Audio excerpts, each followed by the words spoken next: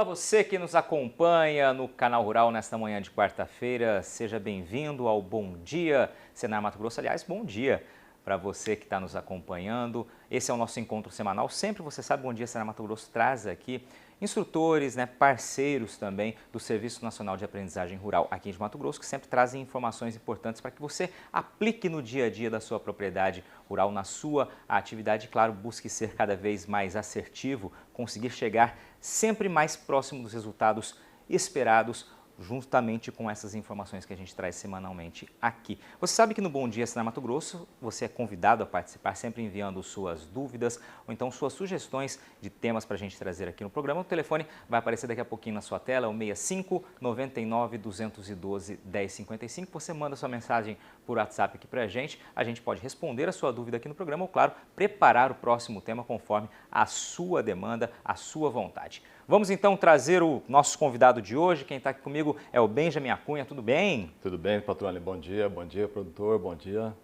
Você já viu aqui, o Benjamin é doutor em controladoria e contabilidade, e, claro, faz parte do time de instrutores do Senar Mato Grosso. Hoje a gente vai falar de um assunto que pode parecer complicado para muita gente, mas que é extremamente importante para que você consiga enxergar o que está acontecendo na fazenda, na propriedade, e a partir daí tomar suas decisões, né, Benjamin? Que é justamente a gestão rural, gestão do fluxo de caixa na atividade. É isso aí, Patrone. É bem importante mesmo, um assunto bastante espinhoso, vamos dizer assim, mas ele é uma integração entre duas coisas que o produtor tem que ter sempre em vista. Uma, a questão fiscal, que é uma base para o livro caixa da atividade rural, é o controle financeiro.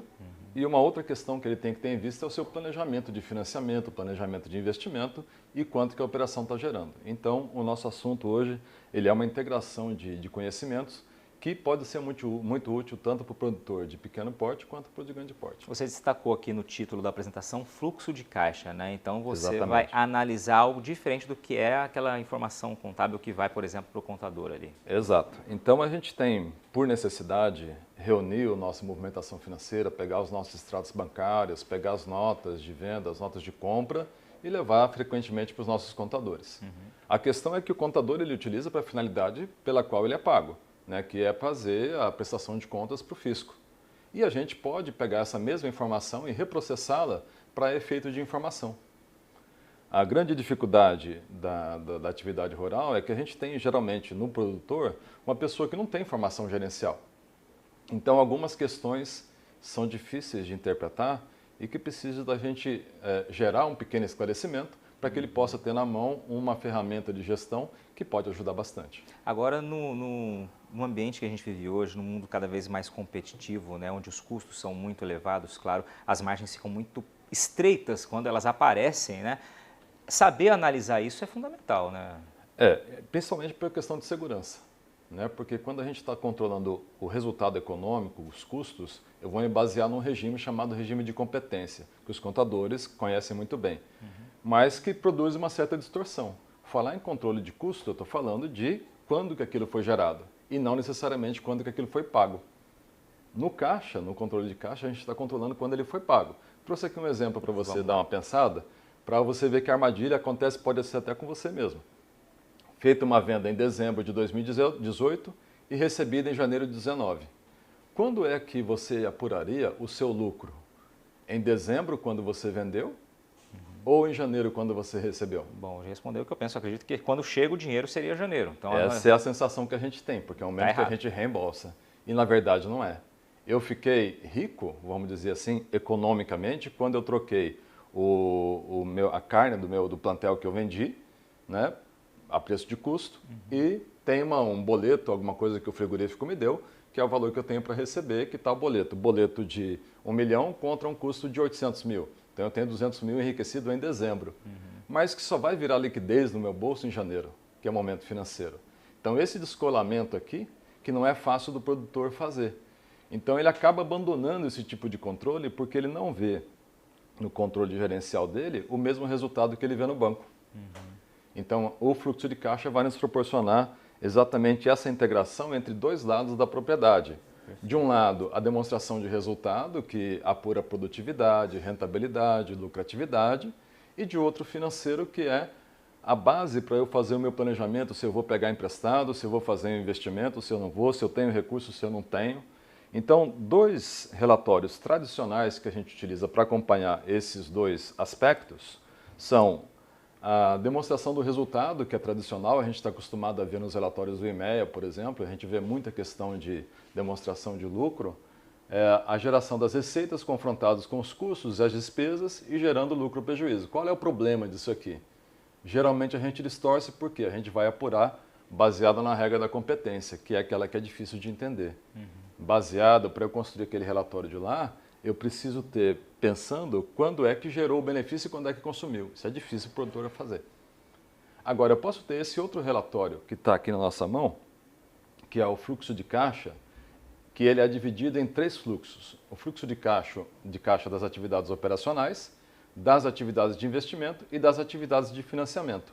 Esse livro caixa, esse fluxo de caixa, ele pode ser utilizado exatamente com o mesmo dado que o produtor tem, que é o livro caixa da atividade rural, que é o que ele manda para o contador dele.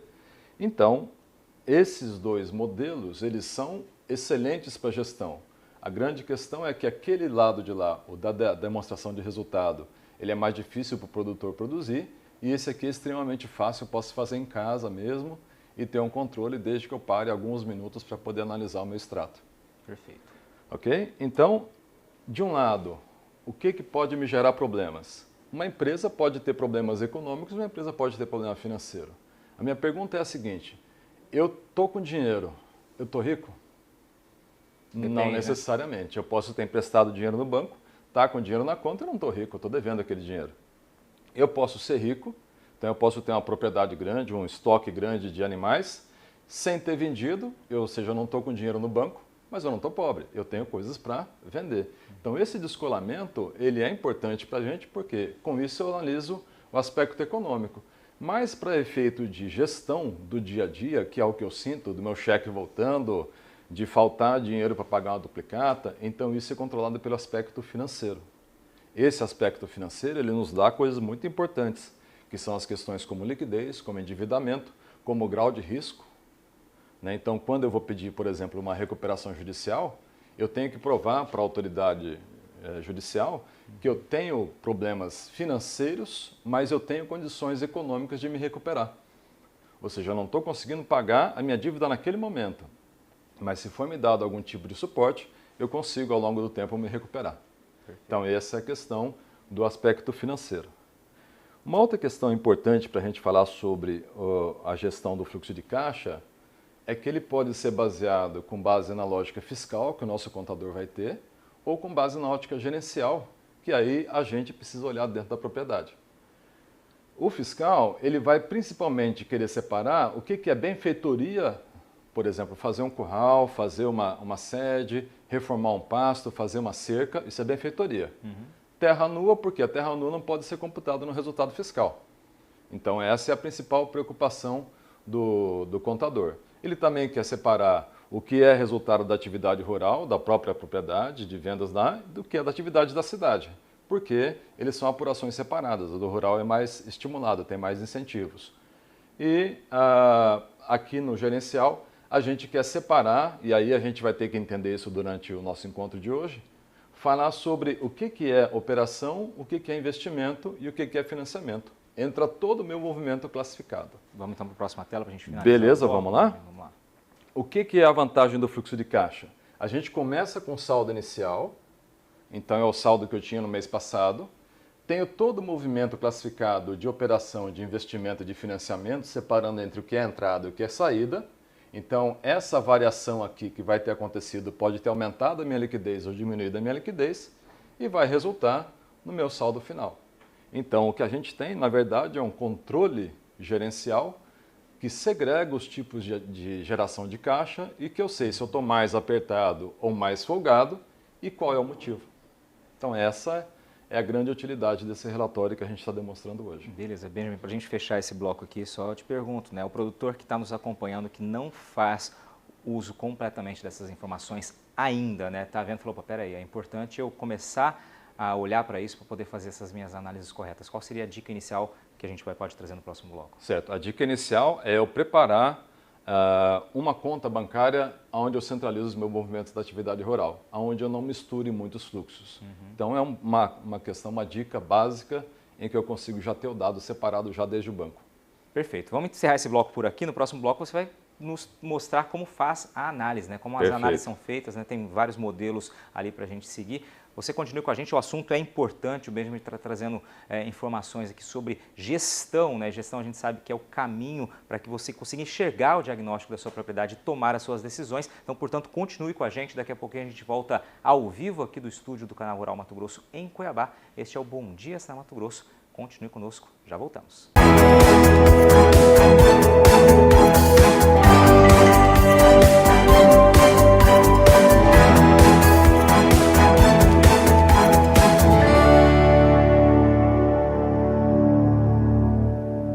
Estamos de volta ao vivo aqui de Cuiabá, estúdio do Canal Rural Mato Grosso. Esse é o Bom Dia Senar Mato Grosso, hoje falando sobre gestão do fluxo de caixa na atividade rural, como entender, preencher o fluxo de caixa, como conseguir analisar e, a partir dessa análise, né, conseguir tomar as melhores decisões para a sua propriedade. O Benjamin Acunha, quem está com a gente. Benjamin, vamos lá, tem bastante conteúdo para agora. Vamos entender esses próximos slides que você trouxe aí. Bom, a primeira coisa que o produtor precisa entender é qual é a finalidade do gasto ou de onde veio essa entrada. Então, eu vou separar entre pagamento e recebimento. O primeiro fluxo que existe dentro do fluxo de caixa é o fluxo de caixa das operações, que é o que a propriedade, teoricamente, teria que se pagar, que é o recebimento que eu vou ter do frigorífico ou do produtor, dependendo de para quem eu vendo, né? E os pagamentos que eu tenho de salário, pagamento que eu tenho de imposto, pagamento que eu tenho de fornecedor, de água, de luz, de veterinário, de aplicação de dejeto, licença ambiental, ou seja, o meu negócio funciona aqui dentro do fluxo de caixa das operações. Um outro fluxo que a gente precisa entender é o fluxo de caixa de investimento. Por que eu preciso entender isso? Porque ele vai sobrepor mais de um giro. Então, o produtor que compra um reprodutor vai ter uma vida útil de 3, 4, 5 anos. Então, ele não vai gerar um único giro, ele vai gerar vários ciclos operacionais, vamos dizer assim. Então, a função do fluxo de caixa da atividade de investimento é gerar futuros caixas operacionais. Eu vou comprar o reprodutor, eu vou comprar máquina, eu vou comprar equipamento e esses equipamentos vão ter um tempo de duração. Então, ele tem saída pela compra das máquinas, pelo aumento do plantel, pelo pagamento de construção, pelo pagamento de compra de terra e ele sofre entrada quando eu vendo sucata, quando eu vendo a máquina ou quando eu vendo terra. Então, teoricamente, se eu tenho um aumento de liquidez, eu tenho entrada maior do que saída. E aí eu pergunto para você, o que você acha bom, aumentar ou diminuir sua liquidez? Acho que depende. Ou também não? Depende sim, mas geralmente a sensação nossa é que eu estou com mais dinheiro, eu estou mais folgado. Mas eu posso estar me desfazendo de um patrimônio. Exatamente, esse é o ponto. Neste caixa aqui de investimento, se eu estiver gerando caixa aqui, eu estou comprometendo a minha capacidade produtiva. Então, pode ser uma estratégia, obviamente, pode ser que eu esteja querendo fazer em área terceirizada, sem ter estrutura permanente.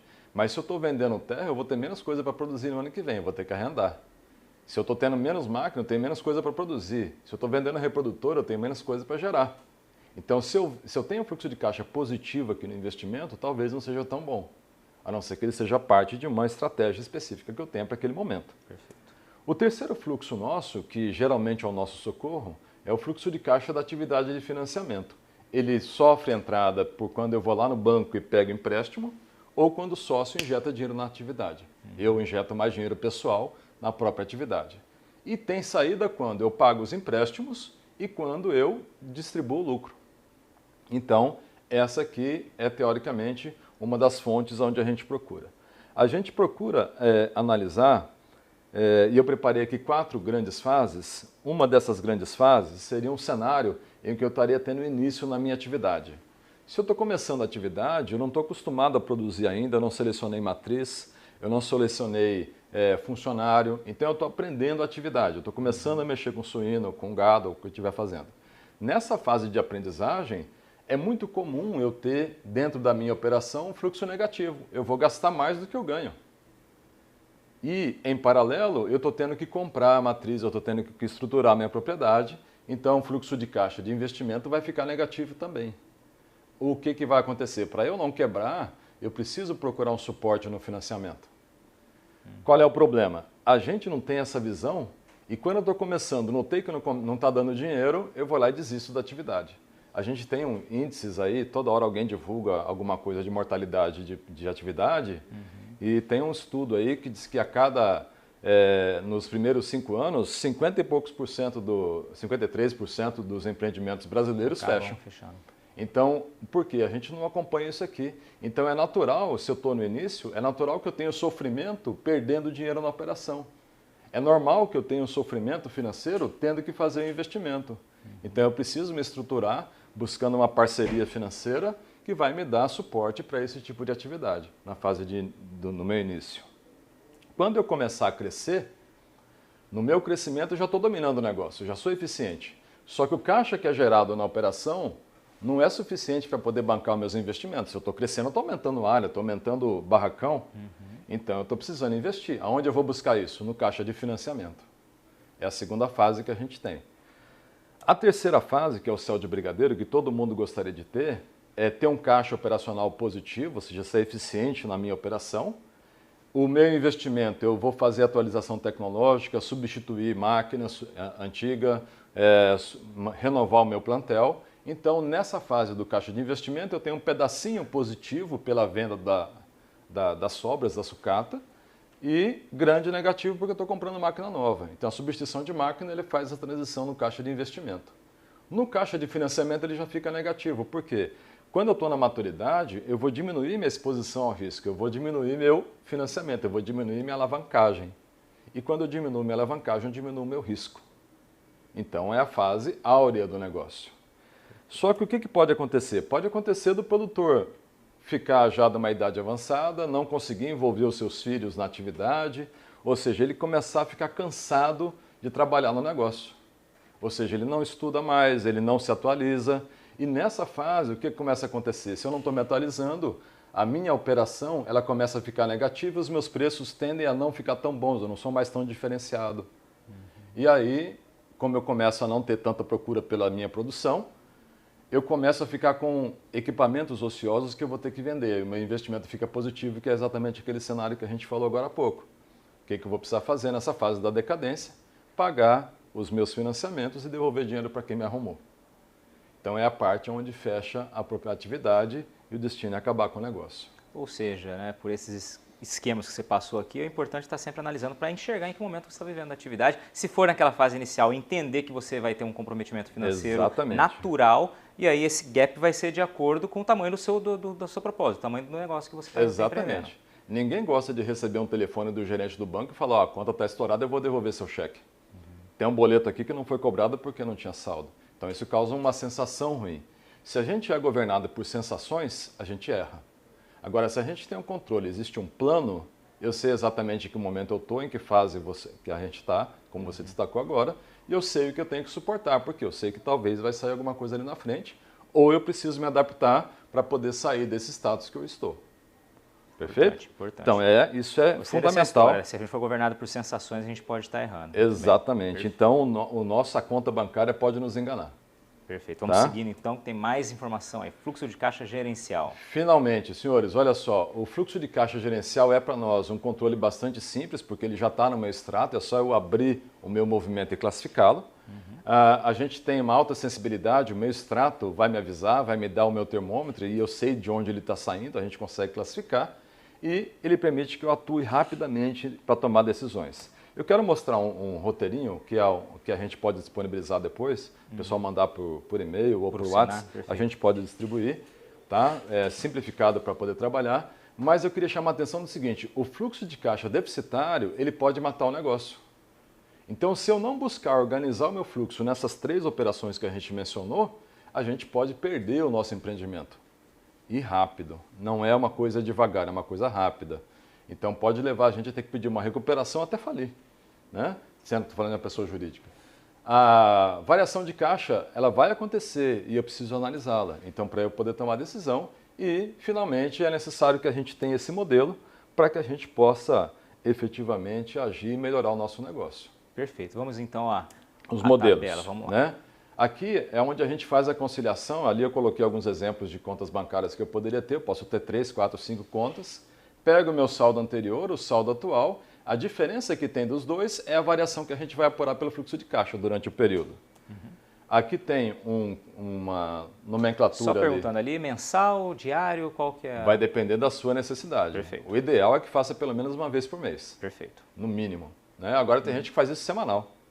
Né? Semanal porque mas apurado tem uma movimentação muito grande. Toda quinta-feira eu projeto o movimento da semana que vem. Perfeito. Então depende aí de cada atividade, de cada estilo de gestão do produtor. Então você pode ver que aqui eu tenho os recebimentos de clientes e uma série de pagamentos porque eu estou falando na operação. Eu tenho do investimento algumas entradas, que é a venda de máquina, retirada de aplicação financeira e compra de máquina, aplicação financeira. Então essa variação do caixa 1, do caixa 2 e do caixa 3, que é quando eu injeto capital na empresa, a gente vai ter uma variação que vai dar para nós a melhora ou a piora da minha liquidez. Então esse modelinho de relatório aqui é muito fácil de fazer, de implementar, e a gente pode então efetivamente construir dentro da propriedade, quem estiver tomando conta, uma questão de 15, 20 minutos, a gente consegue pegar um extrato e classificá-lo. Principalmente se a gente pegar os documentos e guardar.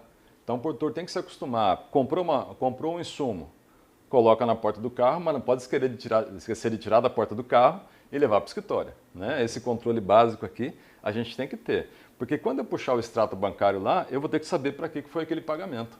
Então essa historinha não está no extrato. Perfeito. Então esse cruzamento a gente precisa fazer, que é um negócio chamado de governança familiar. Maravilha. Benjamin, a gente tem uma pergunta aqui, eu queria que você respondesse rapidamente, tem 20 segundinhos. Pessoal lá de Alta Floresta do Oeste, família Planticol, como calcular a depreciação das máquinas agrícolas? Alta Floresta do Oeste fica em Rondônia. Ok. Pessoal, a depreciação ela é um aspecto econômico que não vai ser coberta pelo fluxo de caixa. Em nenhum desses fluxos aqui você vai perceber a depreciação, só chamando a atenção nisso. Mas atendendo a sua pergunta, eu pego a vida útil da minha máquina e divido pela quantidade que foi consumida no período. No reloginho, no painel da máquina, eu tenho um reloginho lá que diz quantas horas ela trabalhou. Se ela vai durar 100 mil horas, eu vejo quantas horas ela trabalhou e eu aproprio o resultado econômico dela. Benjamin Cunha, obrigado pela sua participação. Esse programa vai estar no blog do Canal Rural Mato Grosso. Se você quiser rever, então, na íntegra, todas as informações aqui, é só acessar no site do Canal Rural. Obrigado pela sua companhia, sua audiência. Até semana que vem.